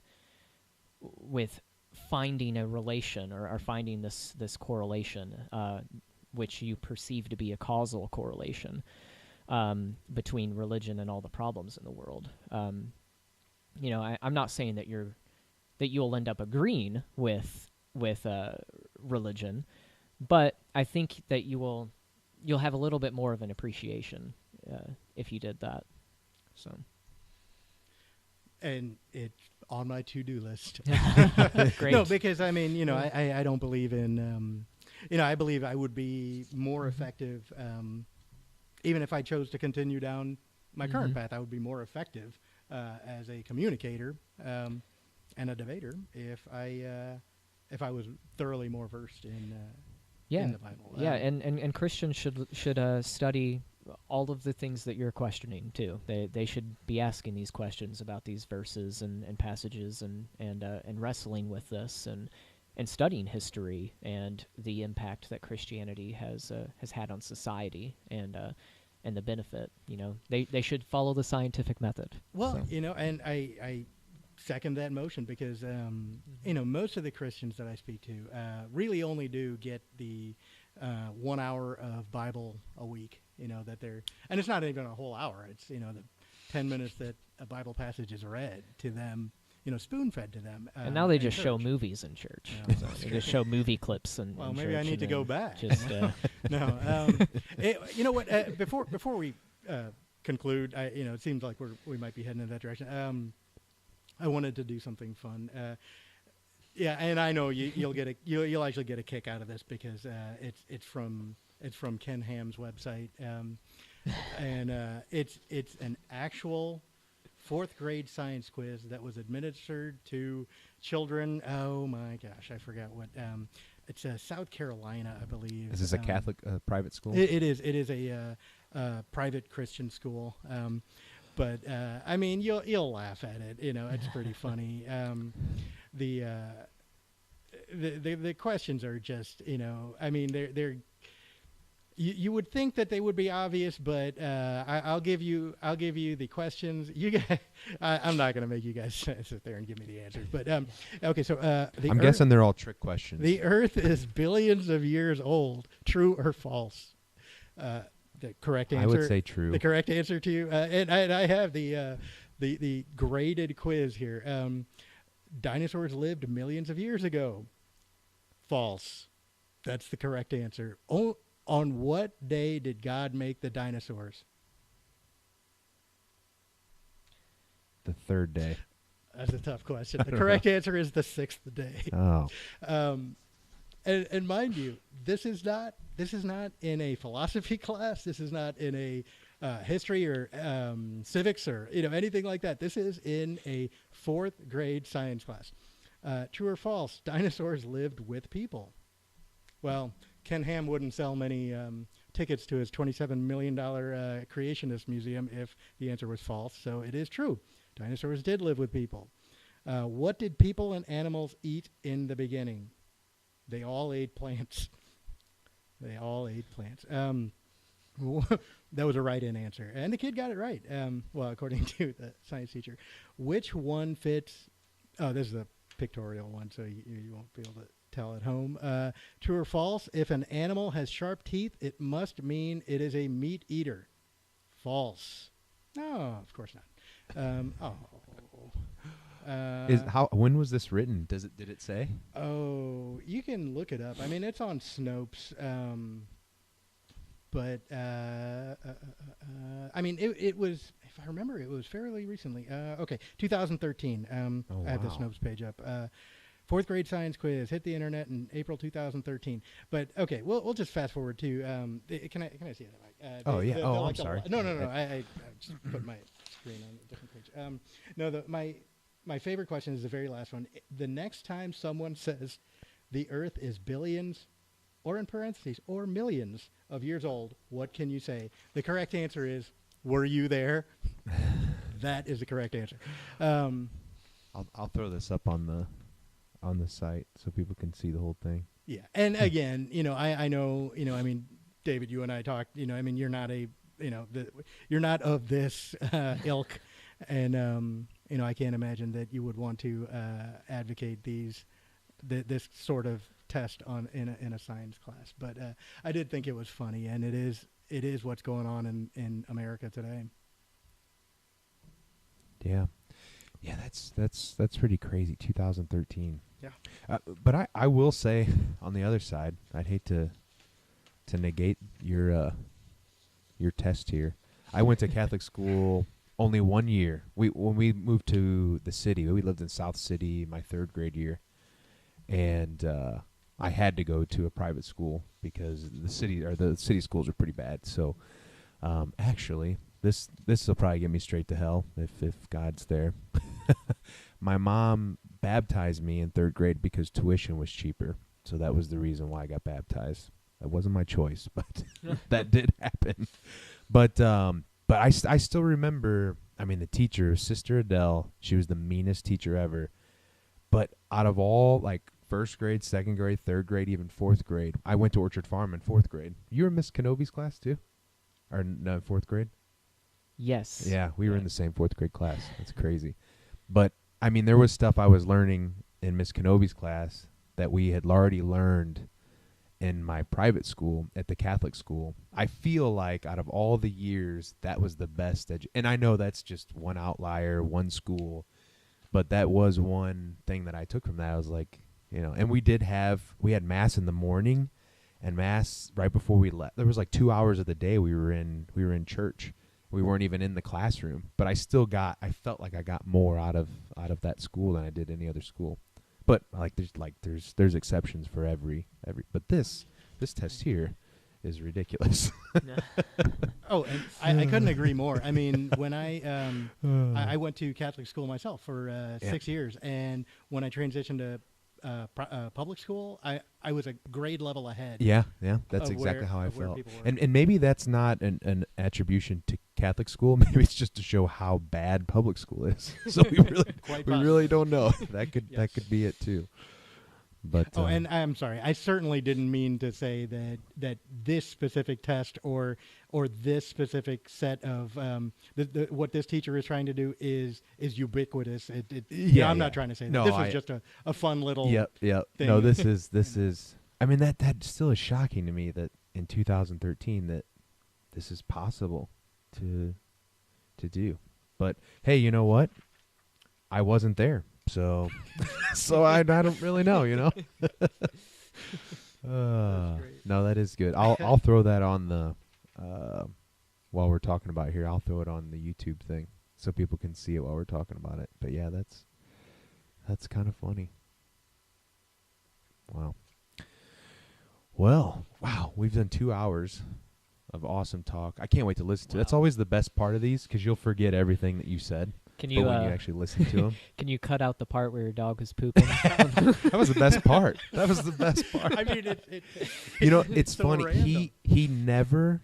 We've had him for. He'll be 14 this summer. He has never gone to the bathroom in the house ever. But since we've lived here, having people down here, the other time was a big party. He did the same thing. I think he thinks because it's like a concrete floor, he's like, "Oh, no, this is good. This is fine." You know what I'm thinking? You need to put up an image of Triumph the Wonder Dog saying, "That's a nice debate for me to poop on." Oh, I should have took a picture of it while it was happening. Yeah, that was kind of embarrassing. Good thing I don't really get that embarrassed about stuff. So, hey, everybody poops. I read that book. So That should be on this test. Does everybody poop? yeah. Did the dinosaurs poop? Does poop go to heaven? Oh man. Yeah, no, see it's I'm really happy that both of you guys were able to make it. And I mean, did you guys have prepared conclusions that would seem that would kind of close things up for either of your sides? Well, I think I'm right. No, not really. I mean, I can say something, but you know, do you have something? Yeah, I have a prepared conclusion, but you know what? Why don't I go? You'll have the last word, and you'll also have some time to think. Sounds good. You can refute everything I say here. Okay, you know, and I had this forethought. We've certainly covered a lot of ground. Is that a prophecy? Yes, it was. And I'm not trying to be a jerk here. I really am not. And although it can seem like mankind is doomed to trudge slowly down a dusty road, shackled to the doctrines of Christian fundamentalism that tether us to Iron Age philosophy, I say to you, there is hope. To quote from the Pew Research Center on Religion and Public Life, the number of Americans who do not identify with any religion continues to grow at a rapid pace. 1/5 of the U.S. public and 1/3 of adults under 30 are religiously unaffiliated today, the highest percentages ever in Pew Research Center polling. In the last 5 years alone, the unaffiliated have increased from just over 15% to just under 20% of all U.S. adults. Their ranks now include more than 13 million self-described atheists and agnostics, nearly 6% of the U.S. public, as well as nearly 33 million people who say they have no particular religious affiliation. According to the nonpartisan, this is just going to be one page, sorry. Oh, yeah, no. According to the Nonpartisan Public Religion Research Institute, quote, the U.S. religious landscape is undergoing a dramatic transformation that is fundamentally reshaping American politics and culture. In the Christian Science Monitor, Michael Spencer says, we are on the verge within 10 years of a major collapse of evangelical Christianity. This breakdown will follow the deterioration of the mainline Protestant world, and it will fundamentally alter the religious and cultural environment in the West. Within 2 generations, evangelicalism will be a house deserted of half its occupants. Finally, I'd like to close with 2 quotes from another one of my favorite astrophysicists, Carl Sagan. Humans may crave absolute certainty. They may aspire to it. They may pretend, as partisans of certain religions do, to have attained it. But the history of science, by far the most successful claim to knowledge accessible to humans, teaches that the most we can hope for is successive improvement in our understanding, learning from our mistakes, an asymptotic approach to the universe, but with the proviso that absolute certainty will always elude us. For me, it is far better to grasp the universe as it really is than to persist in delusion, however satisfying and reassuring. Thank you. Awesome. Well, I'd like to conclude by thanking Mike and Aldo for letting me participate and hearing me out, and is definitely a learning experience and a lot of fun, and hopefully you'll be able to do more of these. I think that is very educational and definitely something that should be pursued, I think. To counter the statistics that Aldo just gave, the World Religion Database actually gives a list of expected net gains / losses in religious adherence worldwide from 2010 to 2050. Christianity is expected to have a net gain of 1,066,944,000 people. 2010 to 2050, and then the list goes on all the way down to net losses, which begin at agnosticism, which is expected to have a net loss of 1,995,000, and then atheism at the bottom of the list with a net loss of 4,033,000. And again, that's from the World Religion Database. So sadly, to my opponent and the other new atheists, proclaiming the end of religion and the rise of reason with a capital R, there really is nothing to suggest that Christianity is going anywhere or that religion in general is going anywhere. We will expect to have plenty more of these conversations, at least until atheism goes away after 2050. Just kidding. But these conversations will be expected to happen for years and years to come, which I'm excited about because I think that these conversations are important, and on all sides, we all need to be thinking about these things. We all need to be questioning things. It's good for Christians to ask these questions, and it's good for atheists to ask these questions and to dialogue and challenge each other. And so with that said, I affirm my position that religion does not hinder mankind in any way. I don't think that Aldo gave a sufficient argument or any kind of causal argument to suggest that religion is the problem of, or the cause of all the problems in the world. I think that I've demonstrated quite plainly in my opening statement that religion actually increases ethical behavior. It actually increases morality, according to the meta-analysis studies of the American Psychological Association. I believe that I affirm my contentions that religion gave rise to science. It also gave rise to our conception of morality and a happier life. And so, whether or not you believe in God, you're welcome to whatever belief or non-belief that you want to hold. But to say that religion is a detriment to society is unfounded. Well, I want to thank you both. This has been awesome. I hope we can do it again, maybe a part 2, maybe a different topic. I don't know if you guys are burnt out.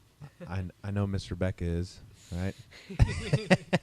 She said, I didn't sign up for 2 hours of sitting watching these three fools sit and talk. But I want to conclude just by the guy in the middle, both literally and in theory. I really think you're both wrong. I really do. And I have this debate because I'm in the middle politically as well, that both sides are so important that if there's too much on one side, if everyone was Christian on the planet, if everyone was atheist on the planet, I think both of those are bad planets that shouldn't be around. I think there needs to be room for movement on either side. I think religion does have a place. I think it's important, and I think, see, I like to label myself as agnostic. Like I said, I used to be Catholic, and then I went complete atheist, which Catholicism will do that to you. And then now, as I'm getting older, I'm kind of swaying to just agnostic, that I don't really know. But I love having the talks, and I love having the debates, and that's why I kind of like the unknown, because I get to listen to both sides with an open heart and an open mind. And again, you guys were awesome. I really appreciate it. And with that said, we're gonna go to. Do you want to go karaoke? Would you guys want to go karaoke? Maybe. Yeah, it'd be fun. Awesome. I'll even sing a hymn. Hey, there we go. I do want to let everybody know, if you have questions, leave that in the comments. I'm sure I have both of their emails. I will send questions their way. They'll also have links to the video itself, so they can send it to their people. And all right, on one condition, I'll only go karaoke, and if Aldo sings "Living on a Prayer." All right, you're buying the 10 shots that it'll require for me to do that. So yeah, any questions you have, I'm kind of hoping you guys will keep each other's emails and talk back and forth, and any questions. And and I did want to thank you too, Mike, because honestly, it's weird. It's so hard to find someone who's willing to talk about this and discuss it, rationally, reasonably, in a friendly way, and respect each other at the end. So I really appreciate you opening this forum up for us. Yeah, no problem. All right, well, with that said, this concludes another episode, and we'll be back with something probably really crazy and vulgar next time. You never know what you're going to get. So thanks, guys.